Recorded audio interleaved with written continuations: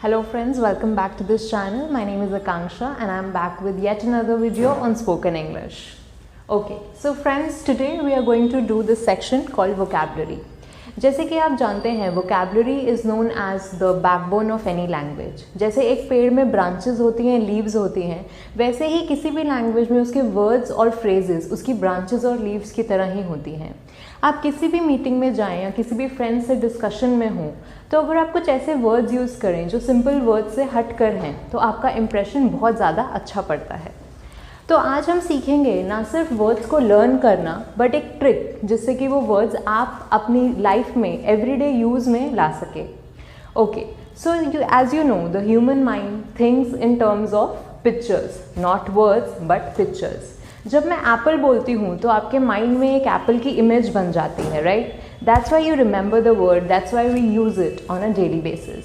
So today we are going to do the same with these words. आपको जो मैं आज शब्द बताऊंगी, कोशिश कीजिएगा अपने माइंड में हर एक शब्द से रिलेटेड एक इमेज बनाने की, ताकि वो आपके जहन में लंबे समय तक रह सके. चलिए शुरू करते हैं. The first word today that we are going to do is एग्जैस्परेटिंग.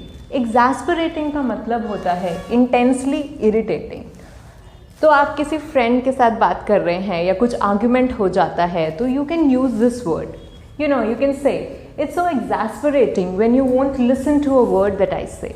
मैं बहुत ही इरिटेट हो जाती हूँ कि तुम मेरी एक भी शब्द को ध्यान से नहीं सुनते हो या सुनती हो. तो एग्जैस्परेटिंग वर्ड जब आप लर्न करें तो आप एक इमेज बना सकते हैं बहुत ही इरिटेटेड एक्सप्रेशन वाले इंसान की. So that means that you are exasperated, you are irritated because the other person is not listening to you. Alright, let's move on. The next word is unearth. Unearth का मतलब होता है to reveal या discover. They unearthed the conspiracy against you. आपके खिलाफ जो षड्यंत्र था उन्होंने वो डिस्कवर किया या रिवील किया, वो षड्यंत्र को सामने लाए. They unearthed the conspiracy against you. तो यहाँ पे अनअर्थ को याद रखने के लिए आप एक साइंटिस्ट की भी इमेज बना सकते हैं, क्योंकि वो हमेशा डिस्कवरीज में लगे रहते हैं. तो किसी भी चीज़ को डिस्कवर करना, किसी भी चीज़ को रिवील करने को कहते हैं unearth. Moving on, the third word is immortal. Immortal मतलब अनडाइंग या फिर डेथलेस, जो कि खत्म नहीं होता. जैसे कि आप सब जानते हैं ह्यूमन्स आर मॉर्टल्स, हम खत्म होते हैं. We are not undying. Gods are immortal, they are undying, they never die. So an example of this is that our soul is immortal. हमारी बॉडी तो खत्म हो जाती है, लेकिन जो हमारी आत्मा है वो इमॉर्टल होती है. तो इमॉर्टल का मतलब है undying. Let's move on to the fourth word. The fourth word is provoke. Provoke मतलब टू एग्रीवेट, किसी को गुस्सा दिलाना. Animals don't attack unless provoke.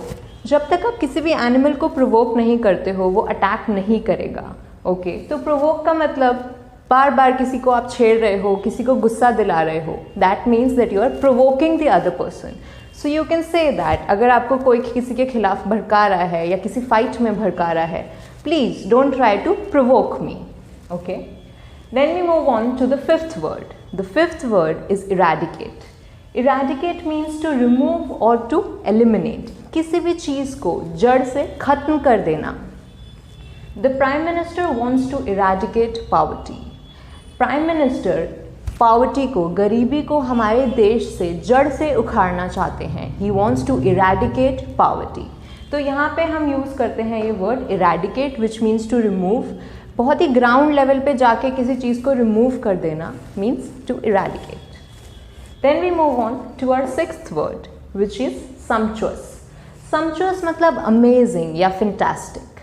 इसका एक एग्जाम्पल है, I had a sumptuous lunch at a 5-star restaurant. Okay, तो आप अभी अभी किसी 5-star रेस्टोरेंट में गए हैं और वहाँ पे शानदार टेबल सजी हुई है. So आप क्या कहेंगे? I just had a sumptuous lunch at this 5-star restaurant. Okay, so moving on to the seventh word, hazard.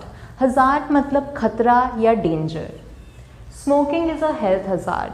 Usually आपने देखा होगा पब्लिक में कुछ साइंस भी होते हैं पब्लिक हज़ार्ड या हेल्थ हज़ार्ड या इन्वायरमेंटल हज़ार्ड को लेके.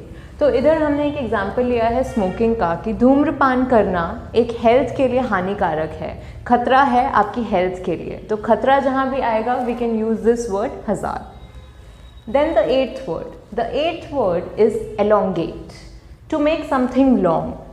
कुछ लोग होते हैं, हमारे कुछ टीचर्स भी होते हैं जो ऐसे लेक्चर्स देते हैं जो ख़त्म ही नहीं होते हैं and then they get very boring. Okay, so ऐसे हम स्पीकर्स को क्या बोलेंगे, please don't elongate your speech, अपनी स्पीच को ज़्यादा लंबा मत खींचें। ओके, सो एलोंगेट का मतलब होता है लंबा खींचना। आप अपनी स्पीच को छोटा रखें, अपनी स्पीच को लंबा ना खींचें। Then the ninth word is a very common word, it is elegant. Elegant का मतलब होता है ब्यूटिफुल या impressive. Her hair style is often very elegant. ज़्यादातर जो उसका हेयर स्टाइल होता है बहुत ही ज़्यादा इम्प्रेसिव होता है, बहुत ही ज़्यादा ब्यूटिफुल होता है। तो elegant is a compliment. Elegant आप किसी की वॉक को कॉम्प्लीमेंट करने के लिए बोल सकते हैं, किसी के ड्रेसिंग सेंस को भी कॉम्प्लीमेंट करने के लिए आप ये वर्ड यूज़ कर सकते हैं। Then moving on to the 10th word which means astound. Astound का मतलब होता है टू सरप्राइज और to shock. I was astounded by the beauty of Taj Mahal. मैं ताजमहल की सुंदरता को देख के एकदम हैरान या चकित रह गई। तो I was astounded by the beauty of Taj Mahal. यहाँ पे एस्टाउंड एक बहुत ही पॉजिटिव सेंस में यूज़ हो रहा है। एस्टाउंड का एक not so positive, a little bit of a negative use भी होता है, which means when you are very when you are shocked और when you are scared. Okay, so in the next sentence we will see this, he suddenly came out of the dark and astounded me. वो एकदम से अंधेरे में से आया और मुझे शॉक कर दिया उसने। तो here astound is used to express a feeling of shock. So that's it guys, I hope you get familiar with these words and use them in your daily life. Until then, goodbye and all the very best for your future endeavors. Please like and subscribe if you like the video.